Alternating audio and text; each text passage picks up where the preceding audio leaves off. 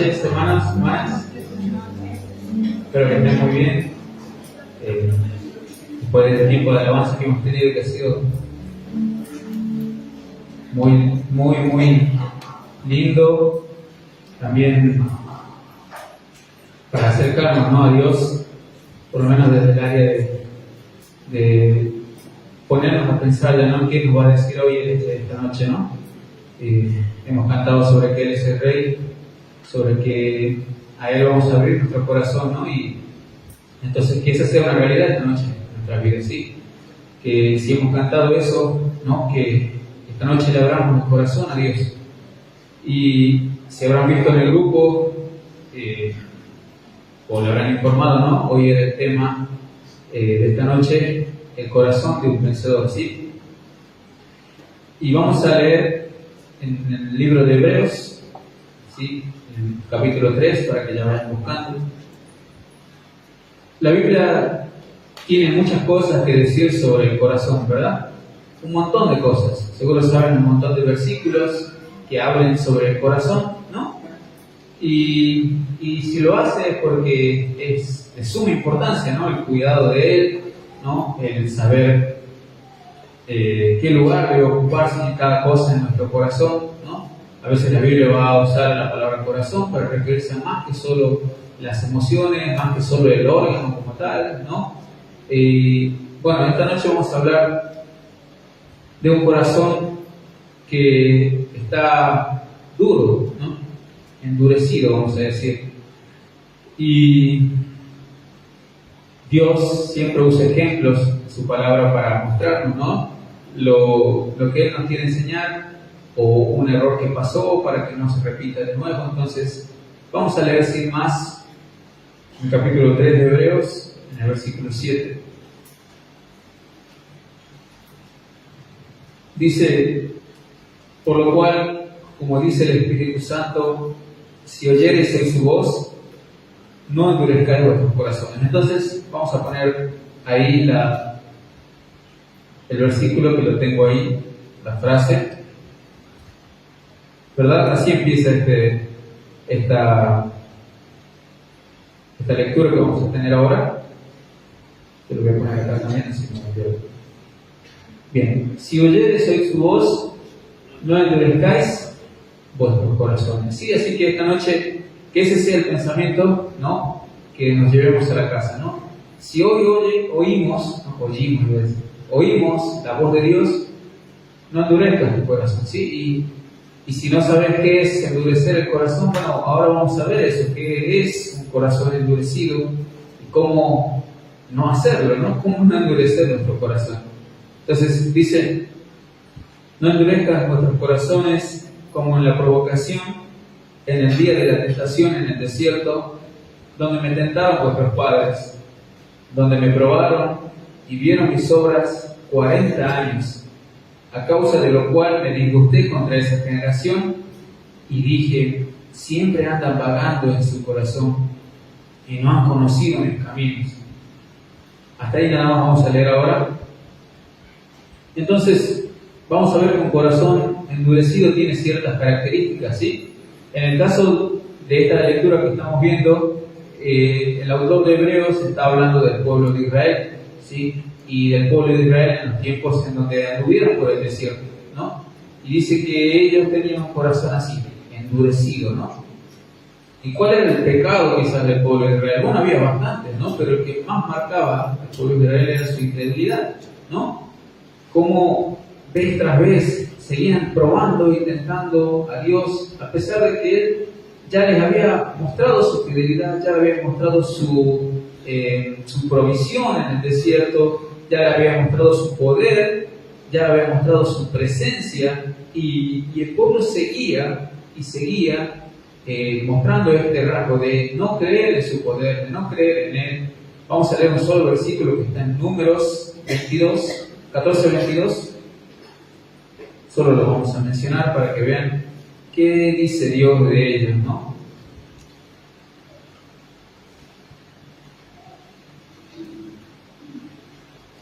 Vamos a tener que volver después. Bien, 14:22 dice: todos los que vieron mi gloria y mis señales que he hecho en Egipto y en el desierto, y me han tentado, ¿cuántas veces dice? Ya 10 veces, y no han oído mi voz, ¿sí? Entonces el pueblo de Israel tenía en primer lugar, ¿sí?, esta característica que era su incredulidad. Yo puse ahí, como dice el mismo versículo, ¿no? Me tentaron y me probaron, y no vivieron mis obras 40 años, ¿no? Un corazón endurecido suele, ponelo por favor, minimiza, invisibiliza y prueba constantemente los actos de Dios, ¿sí? Un corazón endurecido presenta esta característica de que es, me olvidé la palabra, pero no cree en nada, ¿no? Escéptico es. A pesar de que uno es creyente, es hijo de Dios, se vuelve escéptico cuando de repente su corazón está duro, ¿no? Y dice, no, todo es lo mismo, ya no pasa nada. Y todo lo que Dios ha hecho en vos alguna vez, de repente parece como si no hubiese pasado nada, nunca hizo algo en tu vida, ¿no? Y entonces, ¿qué pasa en esos momentos? ¿Qué pasó? ¿No? Uno dice, ¿qué ha pasado? ¿Te has olvidado de todo lo que Dios ya ha hecho por vos en tu vida? Y suele pasar que hacemos eso, minimizamos, invisibilizamos y ponemos a Dios constantemente a prueba, ¿no? Nos volvemos de alguna manera caprichosos, como el pueblo de Israel. Entonces, un corazón endurecido suele presentar eso. Luego Dios dice de ellos también en el versículo 10, siempre andan, como decía, que se acuerdan, vagando en su corazón. Entonces yo ponía que un corazón endurecido batalla constantemente con sus decisiones y prioridades. Nunca sabe qué está bien, nunca sabe qué está mal. A veces hace lo correcto, a veces no lo hace, a veces lo hace a medias, ¿no? Y nunca da pasos firmes. Nunca es determinante, nunca es decisivo. Siempre ahí, a medias, ¿no? Como de lejos, ¿no? Siguiendo al Señor, pero de lejito, ¿no? De una distancia razonable, parece. Y yo puse 2 versículos ahí. Santiago 1:8 dice, el hombre de doble ánimo es inconstante en todos sus caminos, ¿sí? Entonces ya estamos viendo que en efecto, si tu corazón está duro, si presenta estas características, no vas a avanzar, sí vas a ser inconstante, tanto en tu camino personal y en el camino que Dios tiene para vos. En los dos vas a ir a media, ¿sí? A media máquina, digamos. Entonces, no podés estar así. Dios dice que así estaba el pueblo de Israel, ¿no? Adoraban y hacían sacrificios, pero de repente tenían ídolos debajo de cada árbol, habían puesto los lugares altos. El pueblo de Israel era una mezcolanza, ¿no? Habíamos dicho una vez que ningún pueblo pagano o contemporáneo al pueblo de Israel tenía esta costumbre de abandonar a su Dios, ¿sí? Tenían varios, pero no los abandonaban. Y el pueblo de Israel era el único que hacía esto, ¿no? Abandonaba a su Dios y se iba tras dioses ajenos. Dios iba a comparar esto ¿a qué? A la infidelidad en el matrimonio, ¿no? Dice que el pueblo de Israel era como una mujer, ¿no? que busca distintos hombres, ¿no? Y no quiere el amor de Dios, lo rechaza. Entonces, el hombre de doble ánimo, ¿sí? O con un corazón dividido, es inconstante en todos sus caminos. Y este versículo de Reyes, también lo vamos a leer, dice, esto se lo dice Elías, ¿no? Al pueblo de Israel, cuando está por tener esta contienda con los profetas de Baal y Aser, y él les dice, 18:21, acercándose Elías a todo el pueblo, les dijo, ¿hasta cuándo van a claudicar entre dos pensamientos? Si Jehová es Dios, seguidle, y si Baal, ir en pos de él. Y el pueblo dice que hizo, tomó una decisión. ¿Qué dice que hizo el pueblo? No respondió palabra, ¿no? Entonces, esta era la cualidad que mostraban ellos. No se decidían por ninguno de los dos. Su corazón estaba dividido, ¿no? Pero para Dios vemos que esto es igual que nada, ¿no? Estás con ellos porque no estás conmigo. Entonces, un corazón endurecido suele tener esto, batallar constantemente con sus decisiones, sus prioridades, nunca tiene claro en qué lugar va a estar Dios, ¿no? En qué decisión va a tomar, qué es lo más importante. Y tercero, dice que Dios, en el versículo 11 dice que ellos no conocieron mis caminos, no han conocido mis caminos, dice el versículo 10. Entonces yo ponía ahí que el pueblo, a una persona o el pueblo de Israel, cuando tenía el corazón endurecido, no entendían o no entienden el propósito de lo que hace, ¿no? Suele pasar que en las iglesias hay personas que ni siquiera saben por qué están ahí, ¿no? Ojalá que no sea el caso de nadie aquí, ¿no? Que de repente vuelvas en sí y digas, la verdad que no sé qué estoy haciendo aquí, ¿no? A lo mejor tu familia venía desde antes, ¿no? Y de repente es una costumbre, ¿no? Hay que venir aquí a escuchar la palabra de Dios, pero ¿entendés realmente de qué se trata, ¿no? O entendemos realmente de qué se trata, por ejemplo, la vida, ¿no? ¿Por qué estamos aquí en el mundo? ¿Sabemos? ¿Nos lo hemos preguntado o siquiera nos ha generado inquietud, ¿no? Les doy no es un spoiler, ¿no? Porque, bueno, la Biblia ya está escrita, pero el pueblo de Israel no corrigió este error hasta el tiempo de Jesús. Podemos leer un versículo en Juan 5, 39. El Señor Jesús, cuando vino, se encontró con estas personas, ¿no? Con un corazón así. ¿Quiénes eran? Los fariseos, bien ahí. Los fariseos, ¿no? Estas personas que supuestamente eran las que debían estar más cerca de Dios, ¿no? Las personas más sensibles, las personas quizás más obedientes, más misericordiosas con los demás. Pero el Señor tuvo un trato distinto con ellos que con los demás, ¿no? Ustedes pueden ver la diferencia en su forma de hablar, a pesar de que no es un audio, pero ven cómo Jesús trata, ¿no? A los fariseos y cómo trataba a las demás personas. Y él, luego de una discusión larga, les dice esto a ellos. Versículo 39. Dice, escudriñad las Escrituras, porque a vosotros os parece que en ellas tenéis la vida eterna. Y él como diciendo, estudien, porque ellas son las que dan testimonio de mí. Si ustedes realmente miran bien, entienden bien, realmente se ponen en la tarea de entenderlo, se darían cuenta de que ellas están hablando de mí. Más adelante les dice, en el versículo 46, porque si creyeseis a Moisés, el Pentateuco, ¿no? Me van a creer a mí, porque de mí escribió él, dice. Entonces, pero si no creen en sus escritos, ¿cómo creeréis a mis palabras? Entonces, de verdad, el pueblo de Israel, podríamos decir, ¿no? Que no tenían el Espíritu Santo, ¿verdad? Un punto a su favor. Pero a pesar de eso, ellos no venían entendiendo qué era lo que Dios quería para ellos. ¿Cuál era el propósito del pueblo de Israel? Porque Él tenía un propósito con ellos y hoy en día tiene un propósito con los hijos de Dios. Ahora la pregunta es, ¿sabemos cuál es ese propósito? ¿Sabemos qué quiere hacer Dios con nuestra vida? Te animo a que te preguntes eso, ¿no? Dentro tuyo, ¿qué quiere hacer Dios con mi vida? ¿Qué quiere que haga yo? ¿Para qué vine a este mundo? ¿Qué es lo que hago? ¿Qué es lo que voy a hacer? Entonces, a veces, el no saber, ¿no? ¿Qué estoy haciendo? ¿Por qué lo hago? Es porque quizás en mi corazón está un poco recubierto, ¿no? De un montón de cosas que no me permiten escuchar la voz de Dios, porque ese es el versículo de hoy, ¿no? Si oyen su voz, no endurezcan sus corazones. Y a veces va a haber un montón de cosas ahí que está cubriendo, ¿no? Mi corazón para que no llegue esa voz de Dios a mí.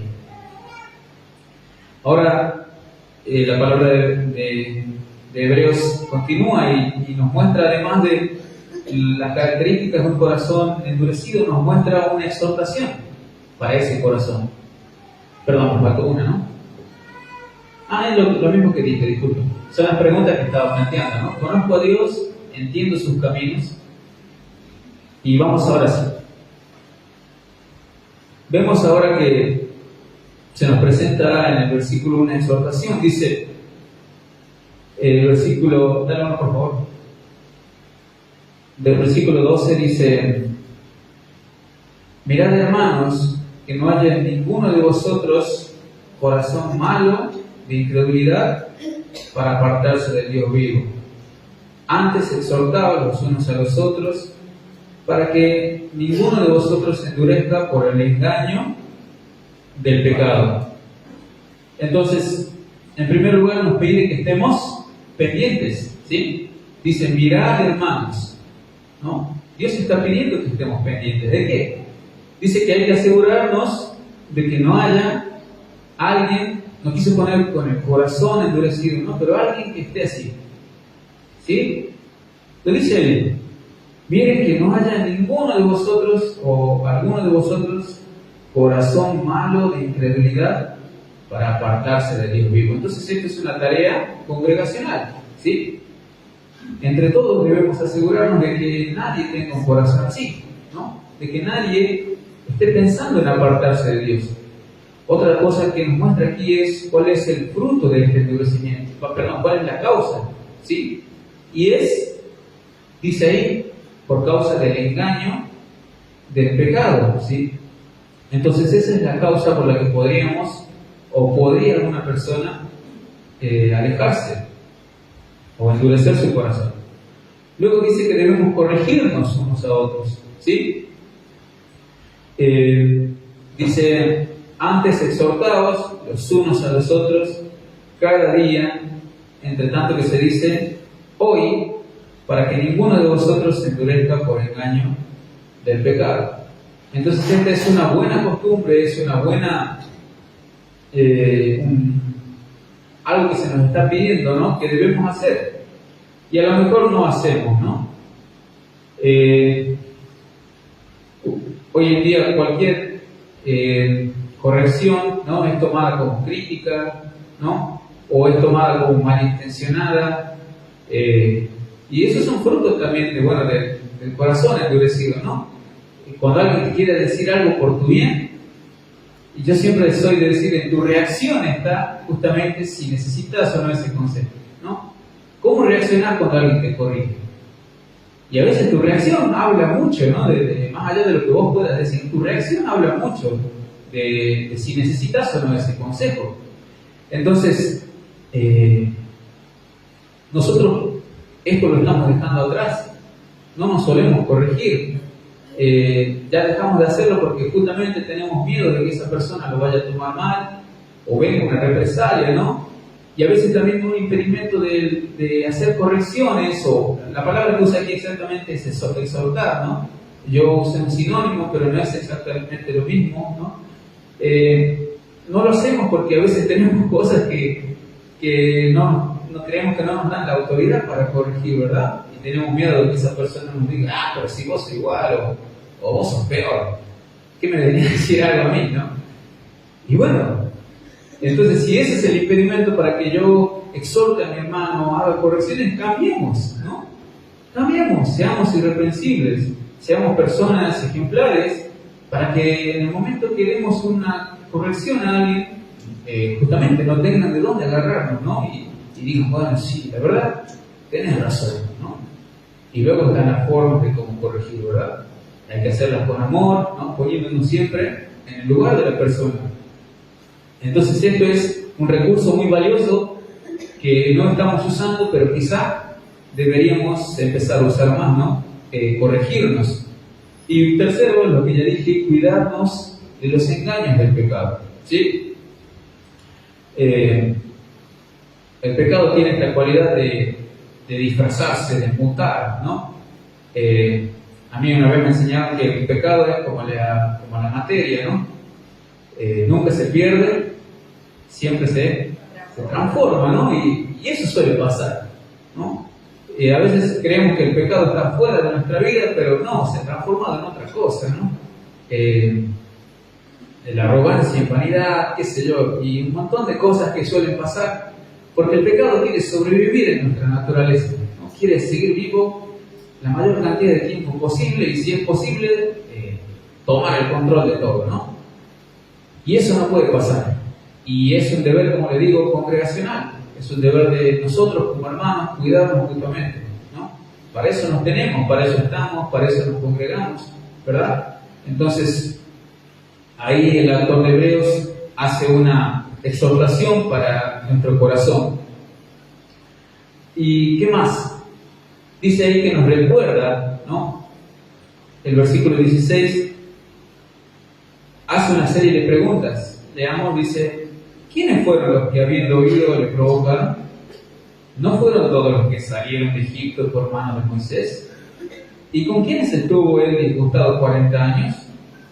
¿No fue con los que pecaron, cuyos cuerpos cayeron en el desierto? ¿Y a quiénes juró que no entrarían en su reposo, sino a aquellos que nos desobedecieron? Entonces aquí hay otro recurso valiosísimo que no está tampoco muy bien aprovechado, y es el de mirar atrás, ¿sí? El de recordar. Yo estaba pensando y decía, ¿cuántas cosas hay que a mí me gustaría no haber hecho, ¿no? ¿Cuántas cosas no hay que nos gustaría poder volver atrás, ¿no? Y cambiarlas, ¿verdad? Y por ahí hay quienes que pueden romantizar un poco más de esto y dicen, no, pero de los errores yo aprendí, ¿verdad? Y si bien pueden tener razón, es verdad que hay errores que nos encantaría no haber cometido, ¿no? Cosas que si nos dieran a elegir, no las haríamos, ¿verdad? Y a quienes tengamos ahí cerca les decimos, no, mira, esto me pasó a mí, y ojalá que no te pase a vos, y por favor, cuídate de esto, ¿no? Y le recordamos quizá lo que nos pasó a nosotros. Esto hace la Biblia. Esto es un recurso muy poco usado. Yo ponía ahí, hay una invitación a recordar a la generación anterior. El autor en el versículo 8 dice, donde me tentaron vuestros padres, dice, y les habla a la generación que sí iba a entrar a la tierra prometida. Les dice, sus padres me tentaron, ellos hicieron esto, hicieron aquello, ustedes no lo hagan, ¿sí? Entonces, tenemos también a preguntarle si a una persona, y te va a decir, ¿no? Yo no, la verdad, no, donde estoy hoy quizás no es donde quisiera estar. Y es porque tomé tal decisión, ¿no? Y a lo mejor te encontrás con que es una decisión que vos estás tomando ahora mismo, o es la situación actual de tu vida, ¿no? Y decís, uy, la verdad que tengo que poner un freno, ¿no? O tengo que cambiar de dirección, porque esa persona te está ayudando. Y ojalá que, bueno, todos podamos hacer esto, ¿no? Siempre, si no tenemos a alguien a quien preguntar o conocer, siempre tenemos la Biblia, ¿no? Es lo que está haciendo aquí el autor de Hebreos, ayudándonos, invitándonos a recordar. Y luego nos pide que vivamos en temor, dice el versículo 1, temamos pues, no sea que permaneciendo aún la promesa de entrar en su reposo, alguno de vosotros, dice, dice, ¿no? Parezca no haberlo alcanzado. Dice, porque a nosotros también se nos ha anunciado la buena nueva como a ellos. Aquí ya nos está hablando a nosotros. En realidad en todo, pero aquí específicamente dice, pero no les aprovechó el oír la palabra por no ir acompañada de fe en los que la oyeron. Entonces, nos dice que hay una advertencia de no llegar a ser un mal ejemplo. Miren cómo dice el versículo 11 del capítulo 4. Procuremos pues entrar en aquel reposo para que ninguno caiga en semejante ejemplo de ¿qué dice? De desobediencia, ¿no? Es muy triste que el pueblo de Israel es un ejemplo, ¿no? Pero es un ejemplo de ¿qué? En este versículo, en el capítulo, es un ejemplo de ¿qué? De desobediencia, de lo que no hay que hacer, ¿no? Y qué triste sería de nuestras vidas, es útil, ¿verdad? Pero qué triste sería que nuestra vida sirva de ejemplo, pero de lo que no hay que hacer, ¿no? Pero contrariamente, qué lindo sería que podamos ser un ejemplo para esas personas de lo que sí hay que hacer, ¿verdad? Y hay una advertencia para nosotros. ¿Y cómo podemos hacer eso? Viviendo en temor, ¿sí? Viviendo en temor a Dios, siguiendo sus consejos, ¿no? Y no tomando malas decisiones. Entonces, eso es lo que él le dice a a la gente a nosotros, ¿sí? En segundo lugar dice que nosotros aún no hemos llegado a nuestro reposo. Fíjense que el título de esta porción es el reposo, ¿no?, del pueblo de Dios. Y dice el versículo 8, porque si Josué les hubiera dado el reposo, no hablarían después de otro día. Por tanto, queda un reposo para el pueblo de Dios, porque el que ha entrado en su reposo también ha reposado de sus obras, como Dios de las suyas. ¿Sí? Es decir, nosotros estamos viviendo tiempos difíciles, ¿no? Llenos de dificultades, llenos de pruebas, aflicciones, y eso puede hacer que nosotros queramos desfallecer, ¿no? Tirar la toalla, decir, la verdad que es mejor simplemente quedarme al margen, ¿no? Vivir en el molde, hacer lo mínimo que se pueda hacer, tratar de tener un perfil bajo, ¿no? No molestar a nadie, que no se note, la verdad, la diferencia que yo hago, y así me libro de estas cosas, ¿no? Pero la Biblia nos invita, una vez más, a continuar esta carrera, ¿sí? ¿Por qué? Porque todavía no ha llegado nuestro reposo. No hemos llegado al final de lo que tenemos que hacer en este mundo. Entonces, vivir en temor, hacerlo hasta que el Señor nos llame, hasta el día que Él venga o hasta el día en que moramos, ¿verdad? Hasta el día que moramos. Entonces, estar pendientes, recordar y vivir en temor. Ahora el versículo que habíamos leído decía, si oyeres hoy su voz, no endurezcáis vuestros corazones. Y el último punto que vamos a ver ahora es justamente esta voz, ¿sí?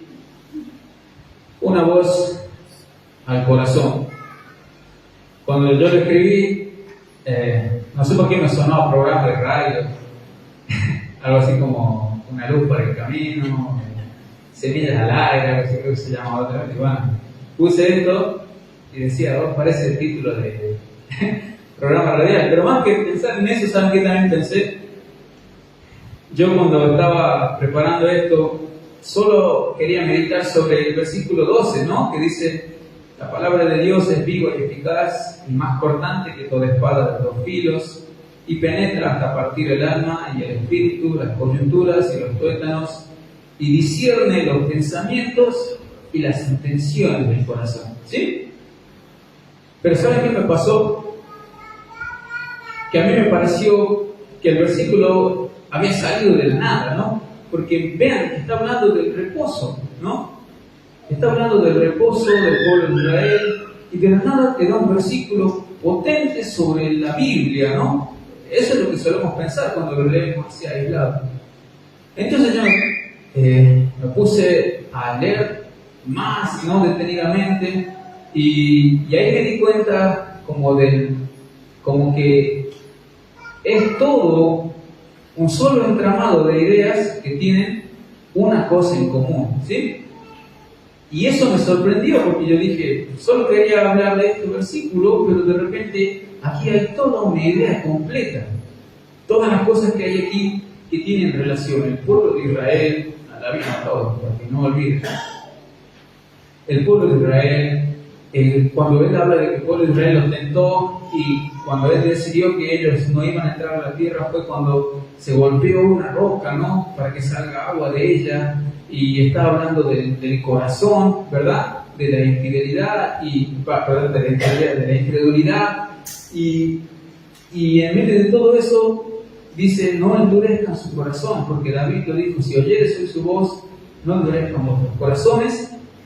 Y ahí dice esto, porque la palabra de Dios es viva y eficaz y más cortante que toda espada de 2 filos y penetra, dice, ¿no? Hasta partir el alma, el espíritu, las coyunturas y los tuétanos. Y discierne los pensamientos y las intenciones ¿de qué? Del corazón. Estamos hablando de un corazón duro, un corazón de piedra, y ahora nos dice que lo único que puede llegar hasta ahí, lo único que puede hacer que su corazón deje de ser duro, es su voz, su palabra. Y ahí lo entendí, ¿no? Y ahí hizo clic todo y dije, no puede ser que Dios haga las cosas así. Pero pensemos un ratito en por qué su voz es esa la que puede ablandar nuestros corazones. Primero dice que es viva, ¿no? ¿Por qué? Porque Dios está vivo. Su palabra está viva porque Él está vivo. Pero además de eso, puse, es viva porque se adapta a los tiempos, ¿no? ¿Cuál es la prueba de eso? Una prueba irrefutable es que hoy en día estamos leyendo ¿qué? La Biblia. ¿Y cuántos años pasaron ya? Más de 2000. ¿Sigue vigente? ¿Sí? ¿Nos sigue interesando? ¿Sigue siendo válido? Completamente. Porque se adapta, ¿sí? Es diferente a cambiar. La Biblia no cambia porque Dios es inmutable, es decir, no va a cambiar. Pero sí se va a adaptar a nuestros tiempos, ¿no? ¿Qué otra cosa sucede con la palabra? Cuando decimos que es viva, que contiene principios que perduran, ¿sí? Hace 2000 años se escribió, todo me es lícito, pero no todo conviene. Todo me es lícito, pero no todo edifica, ¿no? Todas las cosas me son lícitas, mas yo no me dejaré dominar de ninguna. Eso era válido y era increíble, ¿no? Y era de mucha ayuda para los creyentes. Y hoy en día, hace 2000 años se podía aplicar a ciertas situaciones, contextos, ¿no? Que no existían, por ejemplo, hoy, ¿no? Y hoy existen cosas que ya no existen, que no existían. Y ¿sigue siendo válido o no? ¿Sigue siendo eficaz? Sí. Entonces ese es el segundo punto. Es eficaz porque Él todo lo puede, ¿sí? A María se le dijo una vez, ¿hay para Dios alguna cosa difícil o imposible? No, no es una pregunta que se responde sola. ¿Y por qué es eficaz la Biblia? En primer lugar, porque resuelve problemas, ¿sí? Podemos buscar libros de autoayuda, ¿no? No por desmerecerlos, ¿verdad? Pueden ser ayuda, vale la redundancia. Podemos leer autores, podemos buscar profesionales, ¿verdad? Y todos ellos pueden ayudarnos en cierto grado. Pero para sanar o para ayudarnos con los problemas que tenemos, con nuestros problemas espirituales, vamos a decir, ¿no? ¿Quién podría ayudarnos en la tierra? Nadie. Solo la palabra de Dios. Y eso es lo que la hace única, eso es lo que la hace eficaz por encima de todas las demás cosas. Y en segundo lugar, porque transforma vidas. Todos estamos sentados aquí, espero que todos estemos sentados aquí porque Dios un día nos transformó. Nuestra vida dio un giro de 180 grados, hubo un cambio de mente, un cambio de mentalidad y somos nuevas criaturas. Nuestra vida ha sido transformada por medio de la palabra de Dios. Hemos escuchado, porque de tal manera amó Dios al mundo, que ha dado a su Hijo unigénito, para que todo aquel que en él crea no se pierda, mas tenga vida eterna. Y hoy somos nuevas criaturas. ¿Quién hizo eso? La palabra de Dios. Es viva y eficaz. Y como dijimos hace ratito, por último, ablanda el corazón. El tema de esta noche era un corazón endurecido.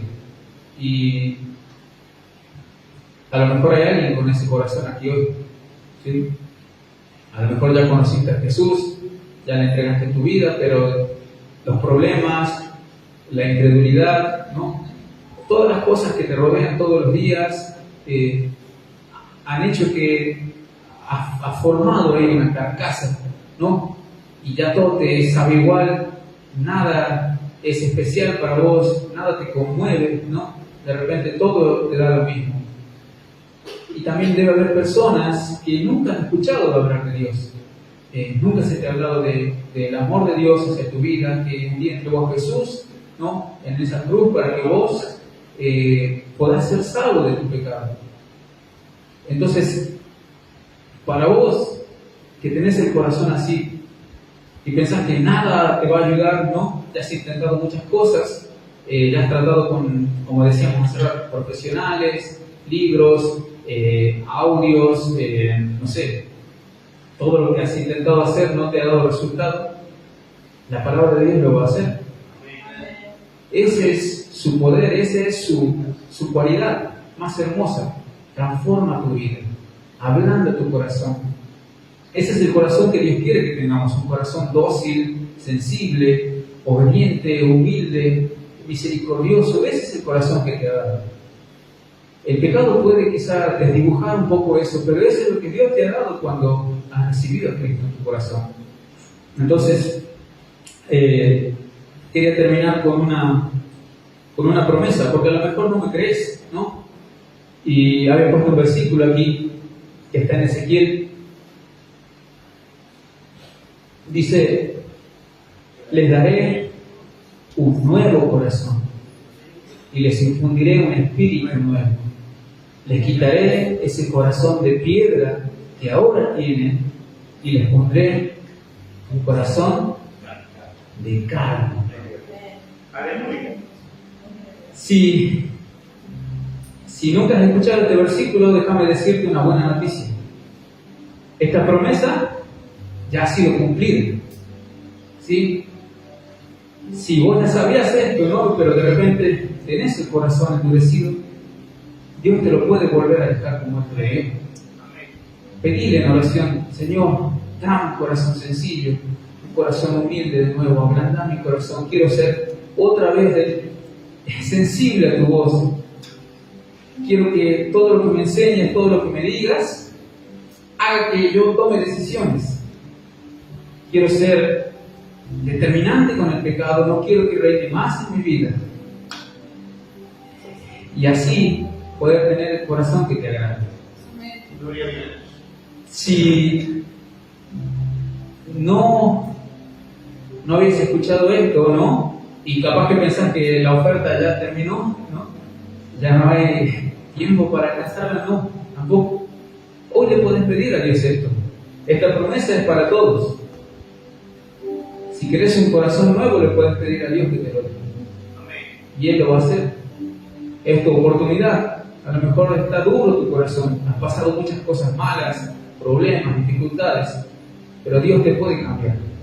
Te puede dar un corazón como Él quiere. El corazón de un vencedor. ¿Cómo es? Dijimos: dócil, sensible, obediente, perceptivo, humilde, misericordioso. Ese es el corazón que tiene que tener una persona vencedora. Y ojalá que sea el deseo de todos y la aspiración también, ¿no? Buscar tener el corazón que Dios quiere que tengamos. Oremos.